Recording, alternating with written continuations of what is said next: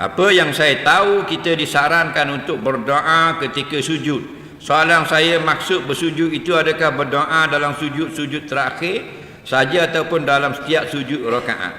Baik, bagus. Ambil peluang bertanya. Dia kata dia dengar orang ngajar tuk guru mari ustaz ke apa, afdal berdoa dalam sujud. Okey? Jadi sujud terakhir ke lagu mana? Jawabnya semua sujud. Sujud pertama berdoa, sujud kedua berdoa, sujud rakaat kedua pun berdoa, sujud terakhir berdoa. Tapi paling afdal sujud terakhir. Faham lagi dah? Dah buat doa ni bukan macam doa tahlil panjang. Doa lah walau sepatah.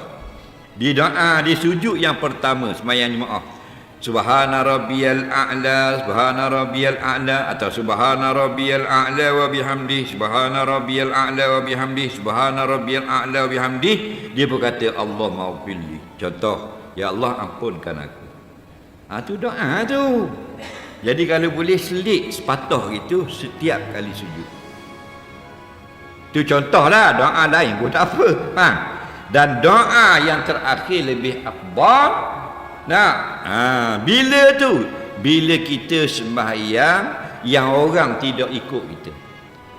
Apa maksud afdal? Panjangkan doa. Adapun berdoa dalam sujud, setiap sujud boleh berdoa.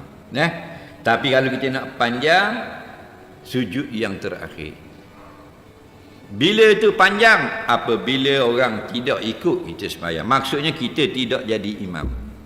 Kalau kita jadi imam, tak boleh panjang. Kerana di sana ada hadis yang lain. Nabi kata, jika kamu menjadi imam bagi manusia, ra'ikan 4 golongan di belakang kamu. Ada kanak-kanak, ada orang perempuan, ada orang tua, ada orang sakit. Jadi doa juga, tapi pendekkan doa. Jadi kalau kita semayang seorang, semayang tajuk, semayang apa, tak apa, 2 jam tujuk. Tujuk kedua, kopak bawah akak. Nampak tak? Allah lagi ya.